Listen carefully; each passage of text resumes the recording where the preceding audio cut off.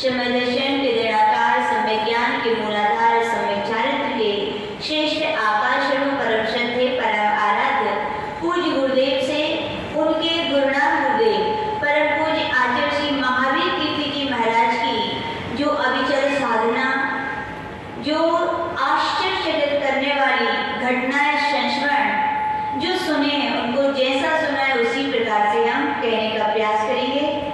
परम पूज्य गुरुदेव के गुरुनाम गुरुदेव आचार्य श्री महावीर कीर्ति जी महाराज श्रवण परंपरा के उन श्रवण संतों में गिने जाते हैं जो सिद्धरा पर इकलौते हो चुके। अब नहीं लगता है कि उन जैसे ऐसे चमत्कारिक, हम तो जादूगर बोलते हैं, हम लोग क्या वो आचार्य जी संस्मरण सुनाते हैं ना, तो हम लोग यही कहते हैं आचार्य जी लगता है गुरुनाम गुरुदेव आचार्य महावीर कीर्ति में जादू करते। बोले हम होते ना तो उनसे सारे जादू सीख लेते। बोले हम लोग यही कहते हैं सारे जादू उनसे इतने, यानी कि उनकी ये चमत्कार शक्तियाँ आती कहाँ से, रिद्धियाँ सिद्धियाँ आती कहाँ से हैं। तो आचार्य श्री हमेशा बताते थे, बोले जब हम लोग परम पूज्य आचार्य श्री विमल सागर जी महाराज के पास बैठते थे और जब वो प्रसन्न मुद्रा में होते थे तो हम लोग हमेशा क्या पूछते थे, गुरुदेव हमने तो आपके गुरुदेव को नहीं देखा, पूज्य आचार्य महावीर कीर्ति महाराज को, लेकिन ऐसा लगता है कि उनके बारे में सुने। तो आचार्य जी बताते इस बात को सुनकर के आचार्य विमल सागर जी बहुत खुश हो जाते थे। बोले स्वाध्याय नहीं करते होंगे तो ग्रंथ बंद करो, चलो अपन क्या सुनेंगे, बोले गुरु की बातें सुनाने में किसको शिष्य को आनंद, सबको आनंद आता है। हम लोग से भी कोई कहे साल भर सुनाओ तुम तो हमेशा सुना सकते हैं, ऐसी उनकी अनंत श्रद्धा भक्ति थी। तो आचार्य श्री बताते हैं गुरुनाम गुरुदेव आचार्य विमल सागर जी महाराज बताया करते थे आचार्य श्री महावीर कीर्ति जी महाराज एक अनुपम साधक थे। बोले उनकी साधना माता जी ने तो साक्षात देखा है, लेकिन हम तो वही सुनाएंगे जो गुरुनाम गुरुदेव आचार्य विमल सागर जी महाराज ने साक्षात देखा है। उनके बारे में बताते हैं कि परम ज्ञान में रत रहने वाले थे। उनके ज्ञान के चाहे अध्यात्म हो चाहे आगम हो, जिसको अपन कृष्ण कहते हैं,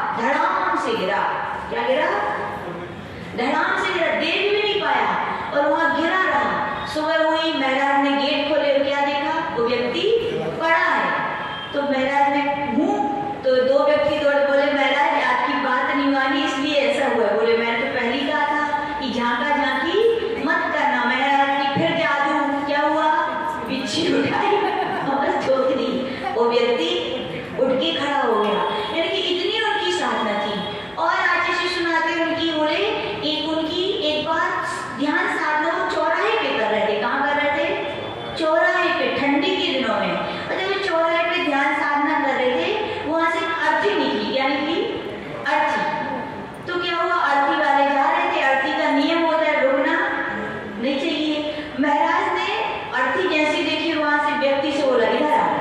क्या बोले? इधर आ।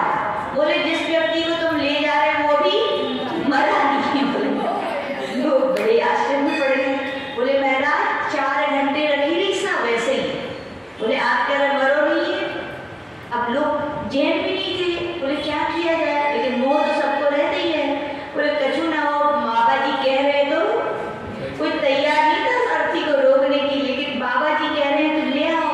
तो अर्थी महाराज के सामने लाके रख दी और महाराज ने क्या उठाई अपनी, पहले तो अर्थी खोल दी, फिर उन्होंने पिच्छी उठाई और एक बार ऐसा पूरे शरीर में ऐसा किया और अपने कमंडल में ठोक दी। 2 बार ऐसे किया कमंडल में, ऐसे 7 बार उन्होंने पूरे शरीर पर पिच्छी फेरी और कमंडल में ठोक दी। और वो व्यक्ति फिर क्या हुआ? बोले क्यों? तो महाराज ने बताया देखो भैया, इसको काले सर्प ने डसा था। जहर यद्यपि फैल गया था, कुछ देर बाद ये मर नहीं जाता, लेकिन अभी मरा नहीं। उसकी नाड़ी क्या हो गई है, बहुत कम हो गई है। डॉक्टर वैद्य भी नहीं पकड़ पाए, लेकिन महाराज का इतना दिव्य ज्ञान था कि उन्होंने जान लिया कि ये भी मरा नहीं है। अभी और सुनो आगे। फिर वो कहा उस कमंडल के पानी को, वो तोड़ के बैठ गया। सब बोले क्या भूत? भूत ने छुट्टी नहीं।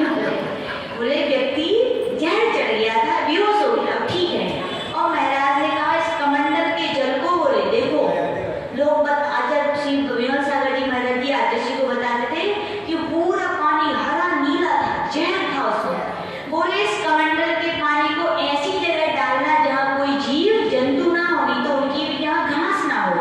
आज भी हम लोग जब कर्नाटक की यात्रा पे गए थे तमिलनाडु, आज वहां से हम लोग निकले तो वहां के लोगों ने सुनाया था। बोले महाराज आचार्य महावीर कीर्ति महाराज ने ये घटना यही की है, और आज भी बोले जहाँ पर कमंडल का जहरीला पानी डाला गया था, आज भी उतने स्थान में बोले घास नहीं आती। बोले इतना जहरीला वो जहर था। बोले ऐसे पिच्छी यानी उनकी साधना में, पक्षी में क्या था?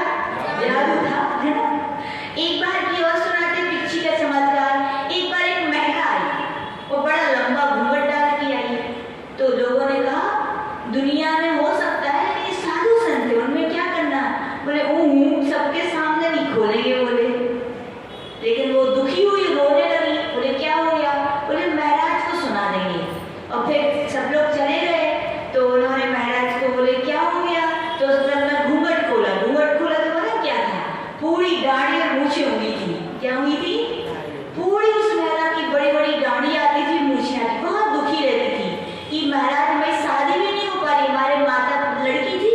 बोले हमारे माता पिता परिवार लोग बहुत दुखी हैं, हम क्या करें? महाराज ने फिर क्या किया? पिच्छी और दिया आशीर्वाद। तो क्या हो गया?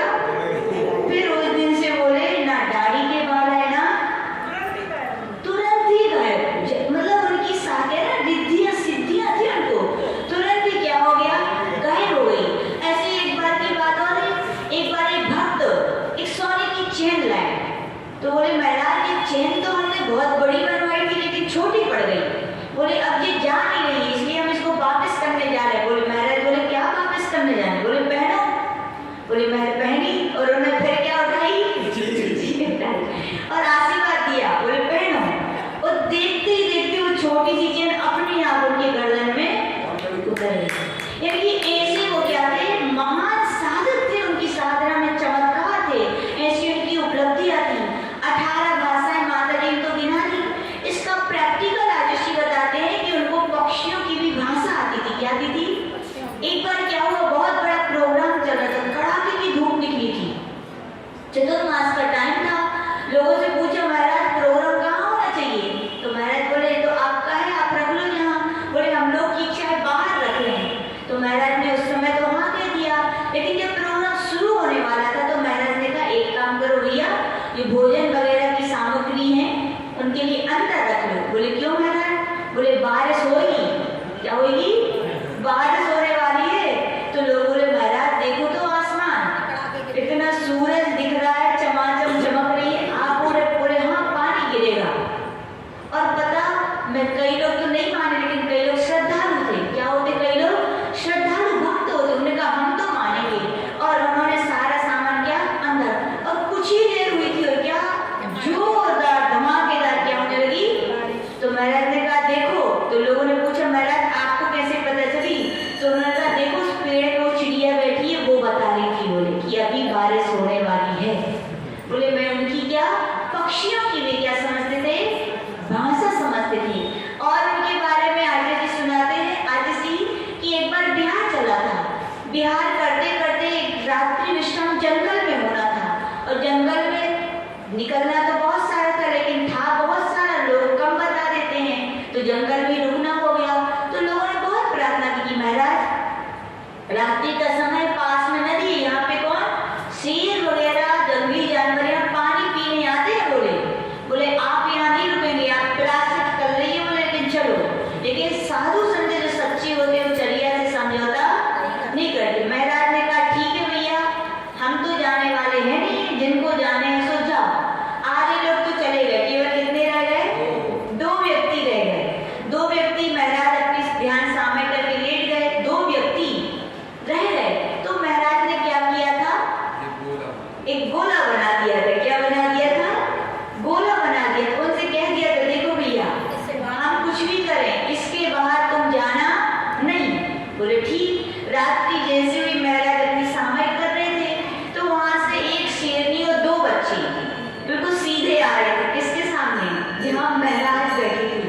वे व्यक्ति तो घबरा गए, भूल ही गए कि महाराज ने कहा था गोले के बाहर नहीं। उन्हें तो याद आई शेर पेड़ पे नहीं चढ़ पाता, तो वे कहाँ चढ़ गए लेकिन वो चिंता नहीं थी, हमारी तो ठीक है महाराज को कहा हुई। बोले महाराज की फिक्र नहीं है, बोले अपनी फिक्र करो। पेड़ पे चढ़ गए, लेकिन जैसे ही पता है शेरनी और उसके बच्चे आए, एक सीमित जगह तक तो आए और उसके चारों तरफ घूमते रहे, लेकिन महाराज अन्य साधु के पास आ भी नहीं पाए। तो लोगों ने पूछा महाराज रात में तो शेरनी आई थी, महाराज ने तुम्हें खाओ नहीं? बोले महाराज हम तो चढ़ गए थे पेड़ पे। बोले फिर? बोले लेकिन आश्चर्य है वो आपके पास तक आई, लेकिन आपको किसी को कुछ बिगाड़ा नहीं। तो उनके शिष्यों ने बताया, बोले महाराज ने किससे, बिच्छी के डंडे से क्या बना दिया था, गोला बना दिया था, और कहा था इसके बाहर बस। यानी कि उनकी इतनी साधना थी। और सुनाते उनकी आचार्य में जितने ही वात्सल्य भी बहुत था उनके अंदर, वही वृत्ति में कुशल थे आचार्य महावीर की थी महाराज। आचार्य बताते हैं वे हमेशा कहते थे कैसे भी कोई बूढ़े, यहाँ तक कि लूढ़े लंगड़े कैसे भी साधु हो जिनको कोई ना संभाले, वे हमारे संग में आ जाना, मैं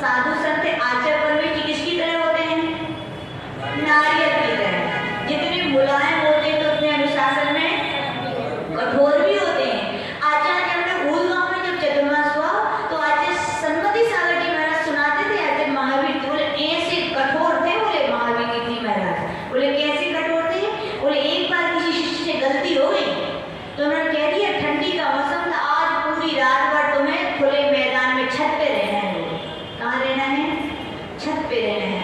अब कभी लगता है हम लोगों से तो पता नहीं इतने बहानेबाजी करके अंदर ही आ जाते हैं। पहली बात तो सुनते नहीं, और सुनते भी तो कैसे कठोर महाराज ऐसे दंड डर जाते हैं। लेकिन धन्य है कि शिष्य, धन्य है गुरु। गुरु ने कहा कि तुम्हें ठंडी में बैठना है, वो चले गए। कहाँ चले गए? छत पर खुले मैदान में बैठ गए ठंडी में। लेकिन याद रखना, जितनी माँ दुनिया में कहते माँ ममतामयी होती, लेकिन लगता है गुरु और ज्यादा ममतामयी। शिष्य ठंडी में रहे तो गुरु को नींद आएगी क्या? कहा जाता है आचार्य महावीर की दीवार को नींद नहीं आई, वे बार खिड़की से देखते थे क्या हो रहा है, क्या कैसा है, मेरा कैसे बैठ गया, कितनी देर तक बैठ गए ठंडी में, सुबह गए, देखते रहे। इतने में क्या हुआ? सूरजमल जी ब्रह्मचारी जी बहुत पुराने हो गए, आचार्य शांति सागर जी की परंपरा के, उन्होंने देखा। बोले महाराज तो महावीर की थी, महाराज सो गए होंगे। बोले क्या होंगे? अब तक तो वे सो गए होंगे। और वे गए धीरे से, उन्होंने क्या किया, जो महाराज ठंडी के कारण ऐसे बन गए थे पूरे, उनके ऊपर एक तख्त रखा और तख्त पे फर्श डाल दिया। क्या डाल दिया? फर्श। बोले महावीर जी महाराज तो सो गए, लेकिन जब सोए थे क्या? उन्होंने खिड़की से देखा कि सूरजमल जी ने व्यवस्था बना दी है। बोले तब फिर कहा गया, उसके बाद आचार्य महावीर जी महाराज लेटे, तब उनको क्या ही नींद आई। यानी कि इतना उनके अंदर कठोरता भी देखने मिलेगी, गलती की तो कठोर दंड। लेकिन गुरु है क्या? बाहर से चोट लगाते लेकिन अंदर से संभाले रहते हैं। तो कहा गया, उनको देखा कि ये ठंडी बढ़ गई, तब उनके लिए क्या नींद आई। ऐसे कौन थे? आचार्य महावीर कीर्ति जी महाराज। और उनकी चर्या साधना से प्रभावित होकर के कहा जाता है नेपाल की राजकुमारी। कौन? नेपाल की महारानी का है, याद नहीं कि राजकुमारी। एक बार वो दर्शन करने आए, जब उनके लिए पता चला भारत में एक ऐसे महान संत जिनको 18 भाषाएं आती हैं, इतने बड़े साधक है, तो दर्शन करने आए और उनकी साधना से प्रभावित होकर उनके लिए सिंहासन भेंट किया। क्या किया? आज ही वो सिंहासन है, दर्शन करने हुए तो मालूम। उस सिंहासन पर महावीर कीर्ति महाराज बैठे और उसी सिंहासन पर उनके अनंत गुरु भक्त आचार्य तपस्वी सम्राट सन्मति सागर जी बैठे। उन सन्मति सागर जी महाराज इतने कट्टर गुरु भक्त थे, आचार्य श्री ने हम लोग ने स्वयं उद्वा में देखा, आचार्य श्री ने कितना सुंदर सिंहासन बनवाया। किसके लिए? आचार्य सन्मति सागर जी महाराज के लिए। लेकिन उन्होंने क्या? हाथ पकड़ के बोले मैं तो नहीं बैठूंगा, मैं तो अपने गुरुदेव की, कितने बार वो टूट गया तो एम सील से पता नहीं कहाँ से जुड़वाए, लेकिन बैठे तो किस पे? उसी कभी नए सिंहासन पर नहीं बैठे।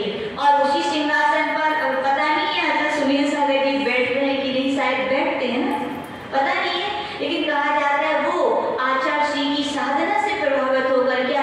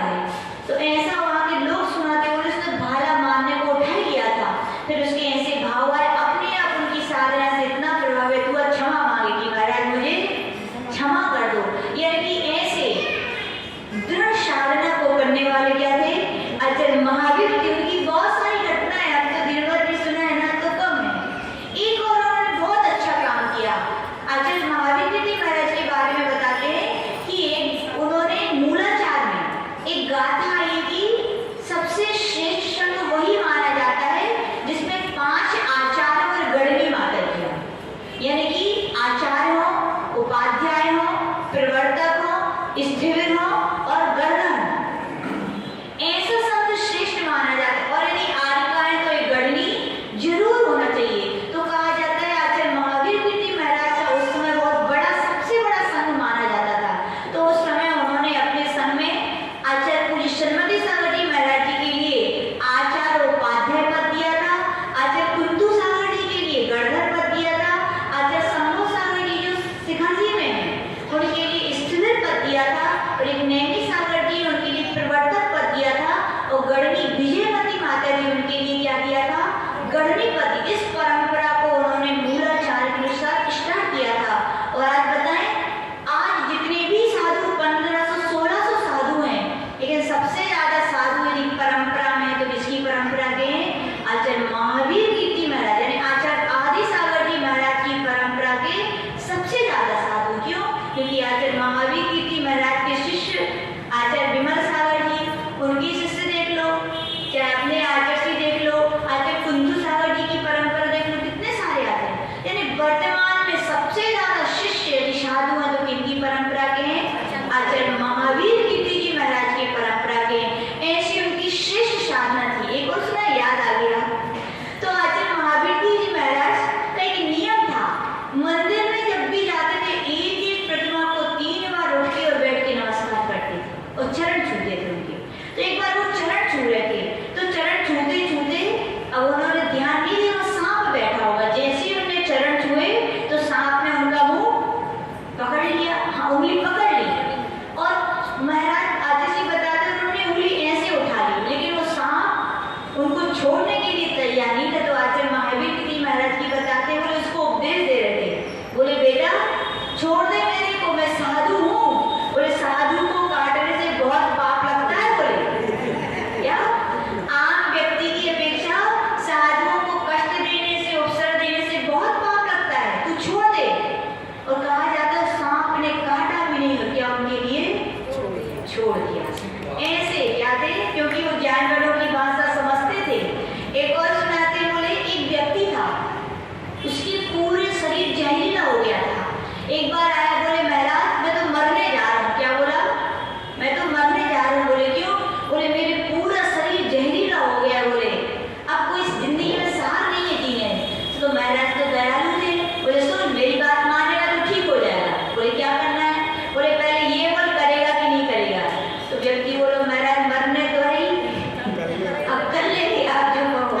तो बोले कि तुम्हें जंगल में रहते थे ज्यादा, आचार्य महावीर की महाराज धर्मशाला तीर्थों में रहते थे, उपवनों में। बोले सामने देखो क्या बनी है। बोले क्या बनी है? देखो उसमें सांप की बामी बनी थी। क्या बनी थी? बोले क्या उसमें अपना हाथ डाल दे। बोले वो सोचने में लग गया, फिर उसके काटे रहे महाराज। बोले सांप की बामी में हाथ डाल दो। तो फिर उसने सोचा मरने तो है। बोले महाराज कह रहे हैं ठीक है महाराज करना। उसने क्या किया? बोले अपनी सांप की बामी में हाथ डाला, और जैसे ही डाला सांप ने उसको काटा, बहुत तेज चिल्लाया और बेहोश हो गया। और बेहोश होने के बाद राम नाम सत्य नहीं, राम नाम सत्य नहीं, उस सर्प ने उसके शरीर का पूरा जहर खींच लिया। कुछ देर बाद महाराज ने उठाई पिछी और